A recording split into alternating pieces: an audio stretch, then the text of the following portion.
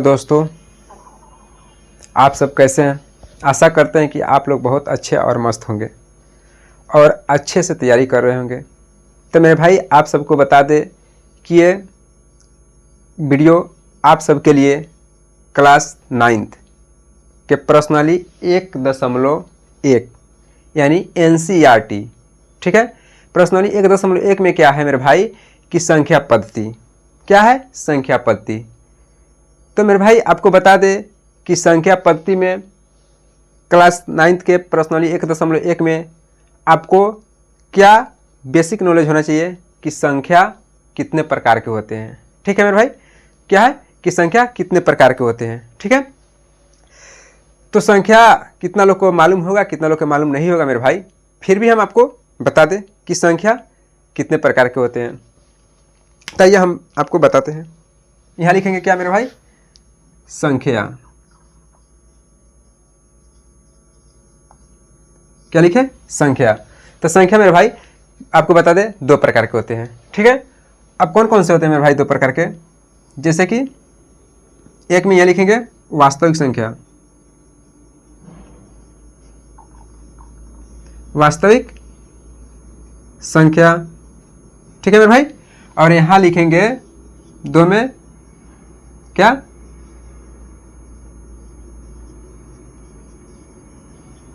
काल्पनिक संख्या। ठीक है मेरे भाई। अब काल्पनिक संख्या, संख्या कितने प्रकार के होते हैं? 2 प्रकार के होते हैं। आप देख रहे हैं वास्तविक संख्या और काल्पनिक संख्या। अब आपको बता दें मेरे भाई वास्तविक संख्या कितने प्रकार के होते हैं। तो वास्तविक संख्या 2 प्रकार के होते हैं। अब यहां से भी कितने प्रकार के होते हैं मेरे भाई? 2 प्रकार के होते हैं। ठीक है, 2 प्रकार के होते हैं। एक में होता है परिमेय संख्या,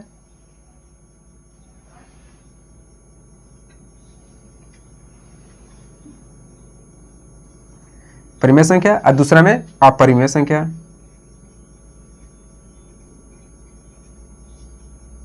अपरिमेय संख्या। अब बताइए मेरे भाई, आप कहिएगा कि परिमेय संख्या क्या है। यहाँ लिखे है ना परिमेय संख्या। और 2 में वास्तविक संख्या 2 प्रकार के होते हैं, जैसे में परिमेय संख्या और अपरिमेय संख्या। परिमेय संख्या क्या है? तो आपको बता दें कि परिमेय संख्या उसे कहते हैं जो P/Q के रूप में हो, जहां Q बराबर 0 ना हो। ठीक है, आइए हम बताते हैं। जैसे कि परिमेय संख्या उसे कहते हैं जो P/Q के रूप में हो, जहां Q बराबर 0 नहीं हो। यानी जब ये रहता है ना मेरे भाई डज नॉट, इसको हम कहते हैं 0 नहीं हो। इसके कहने का मतलब क्या है मेरे भाई कि ये Q, जिसे हम यहाँ P लिखते हैं ना, यहाँ Q लिखते हैं, तो यहाँ इसके बदले में 0 बाटा में नहीं होना चाहिए। ठीक है, तो परिमेय संख्या है। अब आपको बता दें कि परिमेय संख्या का एक और शर्त है मेरे भाई, जैसे कि इसका P और Q का HCF 1 होना चाहिए। इसका एक और शर्त है मेरे भाई। एक शर्त तो ये है P/Q के रूप में होना चाहिए परिमेय संख्या, और दूसरा क्या है मेरे भाई कि ये P और Q का HCF 1 होना चाहिए। आइए बताते हैं कि कैसे 1 होता है। आपको अभाज्य गुणनखंड विधि द्वारा हम बताएंगे कि कैसे HCF निकाला जाता है। देखिए मेरे भाई, ये कितना है? 4/5। 4/5 क्या लिखे? 4/5। इसको मान लो P, इसको मान लो Q। ठीक है मेरे भाई, तो इसका HCF हम गुणनखंड विधि द्वारा निकालेंगे। तो क्या लिखेंगे? 2 × 2 × 1, यही लिखेंगे मेरे भाई। और इसको क्या लिखेंगे कि 5 × 1। तो HCF का मतलब होता है मेरे भाई, अभाज्य गुणनखंड का मतलब होता है गुणनखंड विधि द्वारा निकालते हैं जिसमें कॉमन हो, उसी को हम क्या कहते हैं? HCF। तो अब देखिए मेरे भाई, इसमें 2 है 5 है, 2 है 5 है, तो मिल नहीं रहा है। तो हमको क्या मिल रहा है मेरे भाई? एक मिल रहा है। इससे आपको पता चल गया कि इसका जो भी HCF आएगा ना मेरे भाई, क्या होगा? 1 होगा। जैसे कि क्या होगा? 5 होगा। अब ये 2 शर्त हो गया। अब अपरिमेय संख्या, अब अपरिमेय संख्या क्या होता है मेरे भाई? अब उसे अपरिमेय संख्या किसे कहते हैं? तो हम आपको बता दें मेरे भाई, अपरिमेय संख्या इसका रिवर्स यानी उल्टा होता है, जैसे कि पी बाई क्यू के रूप में नहीं हो, पी बाई क्यू के रूप में हो परिमेय संख्या में, इसमें नहीं हो, जिसे पी बाई क्यू के रूप में नहीं हो जहां क्यू बराबर 0 हो। इसका कहने का मतलब है मेरे भाई अपरिमेय संख्या, जैसे कि यहाँ पे क्या होता है मेरे भाई, रूट में √2, √3, √7, ये सब क्या है मेरे भाई, अपरिमेय संख्या है। ठीक है, अब आपको बता दें मेरे भाई कि ये परिमेय संख्या हो गया, ये अपरिमेय संख्या हो गया। और काल्पनिक संख्या किसे कहते हैं मेरे भाई, तो काल्पनिक संख्या ना तो आपको 8वां में पढ़ना है, नहीं तो 9वां में पढ़ना है, नहीं तो 10वां में पढ़ना है, ये क्या कितने में पढ़ना है, 11th यानी 11वां में पढ़ना है। तो आइए हम थोड़ा सा बता देते हैं कि काल्पनिक संख्या क्या है मेरे भाई। जिसे काल्पनिक संख्या, जिसे मान लीजिए मेरे भाई कि ये क्या है, 2 है, √2 है, इसमें अगर हम ये माइनस लगाते हैं ना तो क्या हुआ, काल्पनिक संख्या हुआ। जैसे कि हम यहाँ √3 में माइनस देंगे, √-3, ये क्या हुआ, काल्पनिक संख्या हुआ मेरे भाई। जैसे कि अगर मान लीजिए यहाँ पे s² + 2 हो तो हम इसको क्या कहते हैं, s² करके उधर जब इधर करते हैं ना मेरे भाई, जब उधर करते हैं तो क्या होता है, माइनस में जाता है, चिन्ह चेंज होता है ना मेरे भाई। तो जब यहाँ गया तो फिर यह x बचेगा, तो इधर जब आएगा तो -2 होगा ना मेरे भाई, ये क्या हुआ, काल्पनिक संख्या हुआ। ठीक है मेरे भाई, क्या हुआ, ये काल्पनिक संख्या हुआ।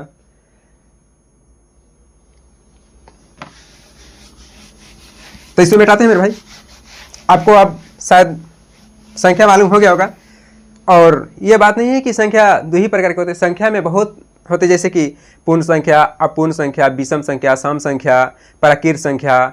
ठीक है मेरे भाई, ये सबके भी अभी जानकारी होना चाहिए। जैसे कि फिर हम आगे बताते हैं क्वेश्चन में। तो ये क्या कर रहा है मेरे भाई, क्वेश्चन नंबर 1 कि क्या शून्य एक परिमेय संख्या है, क्या इसे p/q के रूप में लिख सकते हैं जहां p और q पूर्णांक हैं और q बराबर 0 ना हो, ये ना मेरे भाई। तो आइए हम बताते हैं, जैसे कि क्या लिखेंगे, यहाँ पहले लिखेंगे मेरे भाई हल। हम क्या कर रहे हैं, हल कर रहे हैं। ठीक है, अगर हम हल कर रहे हैं तो यहाँ क्या लिखेंगे, हाँ, उत्तर में क्या लिखेंगे, हल में हाँ, क्योंकि p/q एक परिमेय संख्या है। अब कहिएगा p/q एक परिमेय संख्या के रूप में है, हाँ।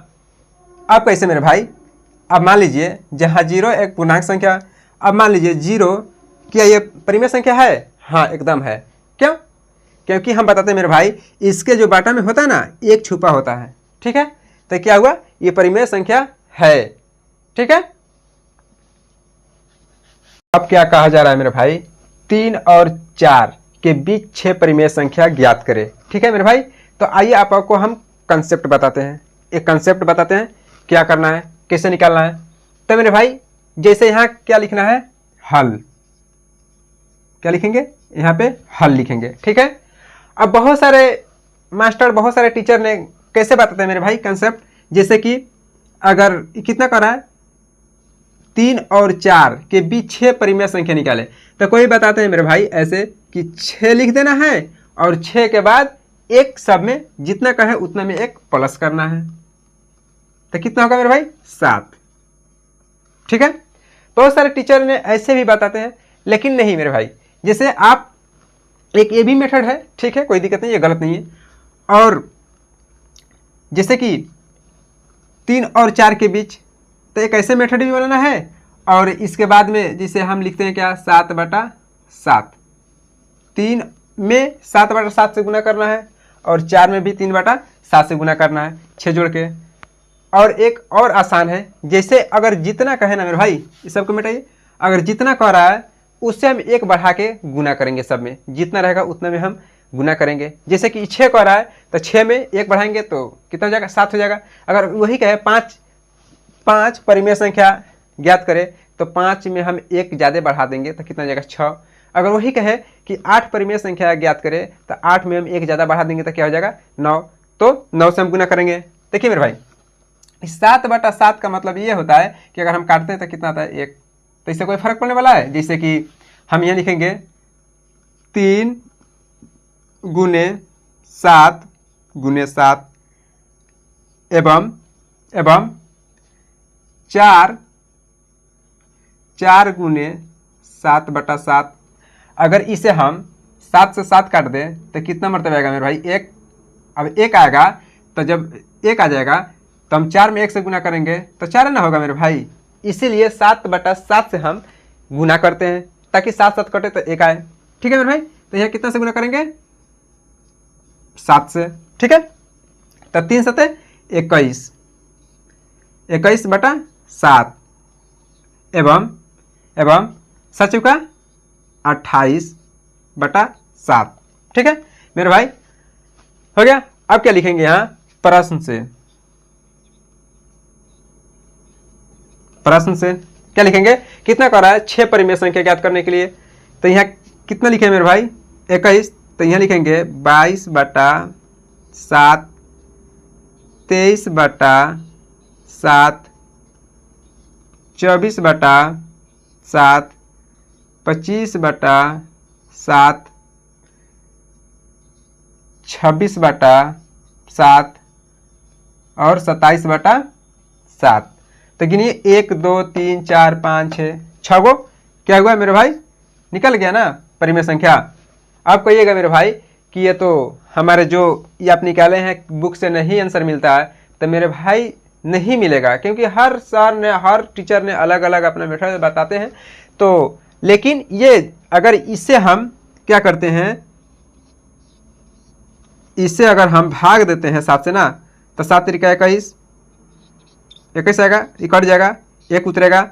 अगर यहाँ दशमलव देते हैं तो यहाँ 10 होगा, तो 7 एकम 7 फिर लगाते हैं तो 3 उतरेगा। ठीक है मेरे भाई, तो इसका कहने का मतलब ये है कि ये जितना भी आया है ना 3 से ज़्यादा और 4 से कम होगा। जितना को भी आप गुना कीजिएगा भाग कीजिएगा मेरे भाई, तो 3 से ज़्यादा और 4 से कम आएगा, यही इसका आंसर होगा मेरे भाई। ठीक है, आपको यहाँ भाग दे के भी बताएं कि ये 22/7 है तो 3 से ज़्यादा है और 4 से कम है मेरे भाई। ठीक है, ऐसे इसका आंसर होगा। ठीक है भाई, क्वेश्चन नंबर 3 क्या कर रहा है कि 3/5 और 4/5 के बीच 5 परिमेय संख्या ज्ञात करें।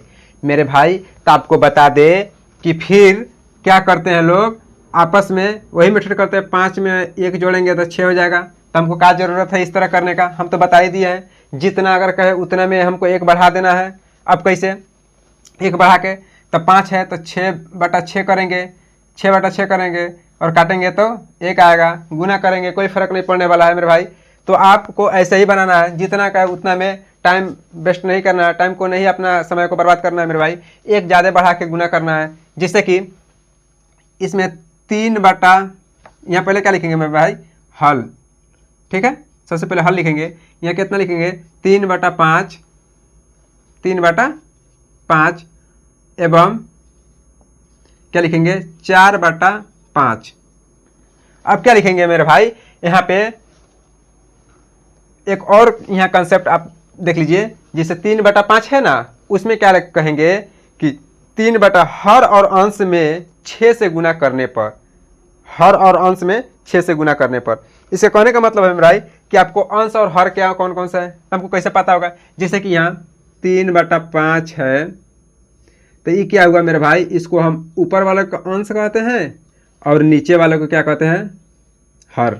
इसको क्या कहते हैं मेरे भाई हर कहते हैं, ऊपर वाले का अंश। क्योंकि अंश इसलिए कहते हैं कि ऊपर में अंश होता है नीचे में हर। जैसे कि अगर खेत हो तो हम लोग जोते हैं ना, कहे का मतलब बा कि हमने खेत जोतिले से ना तो हर नीचे में ना रहेला, वही से के कहे का मतलब बा कि हर नीचे में होला। ठीक बा, तो इसे कहने का मतलब ये है मेरे भाई कि अगर 3/5 में हर और अंश में 6 से गुना करेंगे यानी करने पर, तो इसका मतलब क्या होता है मेरे भाई कि अगर 6 में 6 से काट भी देते हैं तो कोई फर्क पड़ने वाला है, 1 में 1 से गुना करेंगे तो सेम आएगा। ठीक है, उसी तरह देखिए तो यहाँ लिखेंगे 3/5 गुने 6/6 6 एवं 4/5 गुने 6/6। अब इसको हम गुना करेंगे तो क्या आएगा, 6 त्रिका 18 और 6 पचे 30 एवं ये क्या आ जाएगा 6 चौका 24 और क्या आ जाएगा 6 पचे 30। ठीक है मेरे भाई। अभी क्या लिखेंगे यहाँ प्रश्न से, क्या लिखेंगे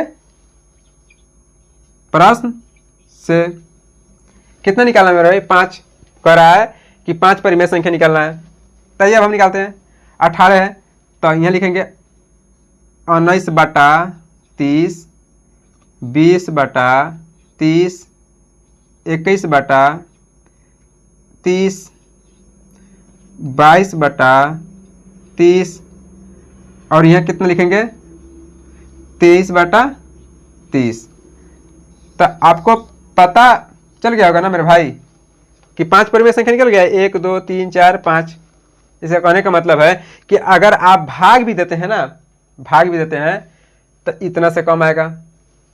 ठीक है, तो यही आपका आंसर हुआ, ये मेरे भाई मेरा आंसर होगा। क्वेश्चन नंबर 4, क्वेश्चन नंबर 4 में क्या कह रहा है कि नीचे दिए गए कथन सत्य है या असत्य है। इसके कहने का मतलब है कि ये 3 क्वेश्चन है, इसमें दिया हुआ है और ये सत्य है या असत्य है। इसको क्या करना है, हमको चुनना है और कारण के साथ अपने उत्तर दीजिए। इसका कहने का मतलब क्या है मेरे भाई, समझ रहे हैं कि ये जो है प्रत्येक प्राकृत संख्या एक पूर्ण संख्या होती है, इसके कारण के साथ क्या करना है, हमको अपने उत्तर देना है। तो आइए हम बताते हैं कैसे। तो सबसे पहले क्या लिखेंगे मेरे भाई, 1 नंबर का यहाँ लिखेंगे हल।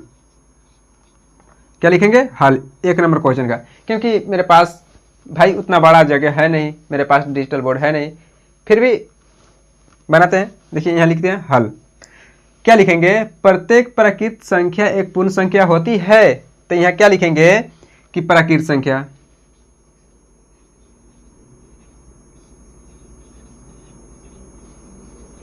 प्राकृत संख्या लिख दिए और नीचे लिखेंगे क्या है, पूर्ण संख्या।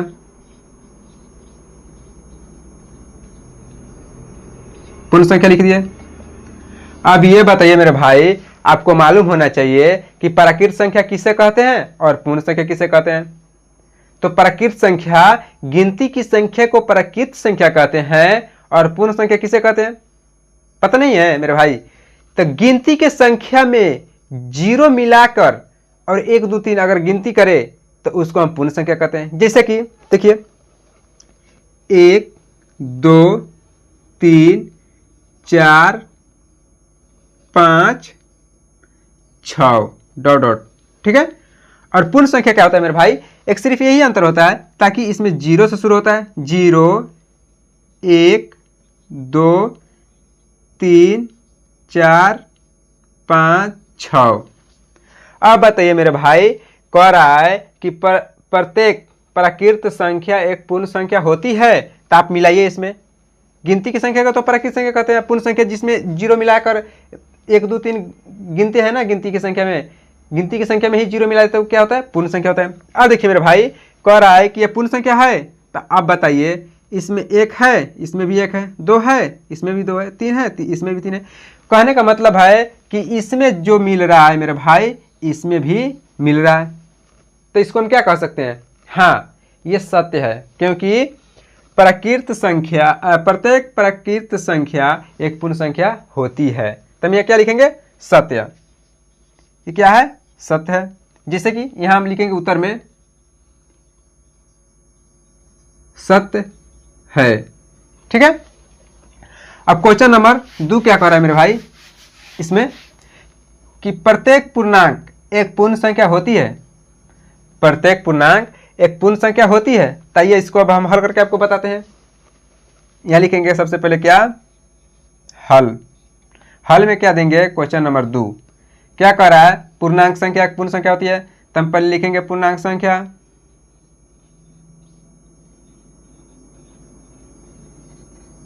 पूर्णांक संख्या हो गया। और दूसरा नीचे लिखेंगे पूर्ण संख्या। ठीक है। अब बताइए मेरे भाई, पूर्णांक संख्या किसे कहते हैं? नहीं पता है? आइए लिख के दिखाते हैं। जैसे कि हम यहाँ लिख रहे हैं 0 1 2 3 4 5, ठीक है। और पूर्ण संख्या भी ऐसे लिखेंगे 0 1 2 3 4 5। तो आप कहिएगा मेरे भाई कि ये भी तो सत्य होगा, क्योंकि इसमें भी मिल रहा है, इसमें भी मिल रहा है, जो इसमें नहीं मेरे भाई। पूर्णांक संख्या ऐसे नहीं कहते हैं, ये तो पूर्ण संख्या है, ठीक है। पूर्णांक संख्या का मतलब होता है मेरे भाई ये 0 के बाद क्या होगा? -1 -2 यानी 2। इसी तरह करते करते इधर आएगा, जो माइनस में आता है ना मेरे भाई। तो मान लीजिए ये -1 और 0, सबसे बड़ा कौन होता है मेरे भाई? जो माइनस में होता है ना, कर्ज, क्योंकि उसके पास कर्ज होता है, तो क्या होता है? माइनस में होता है, तो वो सबसे कम होता है। तो ये पूर्णांक संख्या। अब बताइए इसमें माइनस में है, पूर्ण संख्या में नहीं है, तो इसका मतलब ही क्या होता है? क्वेश्चन नंबर 2 असत्य होता है, असत्य है ना? समझ में आया मेरे भाई कारण के साथ? तब यहाँ क्या लिखेंगे इसके सामने? असत्य, असत्य है। फिर मिटाते हैं। क्वेश्चन नंबर 3 देखते हैं मेरे भाई, 4 का 3 क्या कह रहा है? प्रत्येक परिमेय संख्या एक पूर्ण संख्या होती है। आपको पता नहीं है? आइए इसको कारण सहित मेरे भाई कारण बताएंगे, सॉल्व करके बताएंगे कि है या नहीं है। देखिए यहाँ लिखेंगे सबसे पहले हल, हल, क्योंकि क्वेश्चन नंबर 3 का है तो हल लिखेंगे, ठीक है। अब क्या करेंगे मेरे भाई? यहाँ लिखेंगे परिमेय संख्या,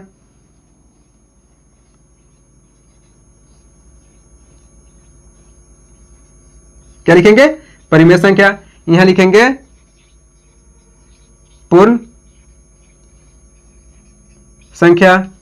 अब बताइए मेरे भाई परिमेय संख्या किसे कहते हैं? तो पहले ही ऊपर बता दिए थे कि परिमेय संख्या उसे कहते हैं जो p/q के रूप में हो, यानी भिन्न के रूप में हो, बटा के रूप में हो, उसे हम परिमेय संख्या कहते हैं। जिससे कि यहाँ लिखेंगे 1/2, 3/4, 5/6, 7/5। ये क्या है मेरे भाई? ये परिमेय संख्या है, ठीक है। ये परिमेय संख्या भिन्न में होता है। तो अब पूर्ण संख्या क्या होता है मेरे भाई? यहाँ लिखेंगे 0 1 2 3 4 5। अब बताइए मेरे भाई, आप देखिए कि ये भिन्न के रूप में पूर्ण संख्या है? नहीं है। परिमेय संख्या तो भिन्न के रूप में होता है और इसमें नहीं है। तो इसका कहने का मतलब है कि ये क्या हो जाएगा मेरे भाई? ये असत्य हो जाएगा।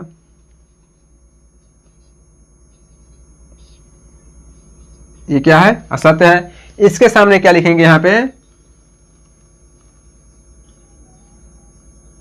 असत्य, असत्य है, ठीक है मेरे भाई।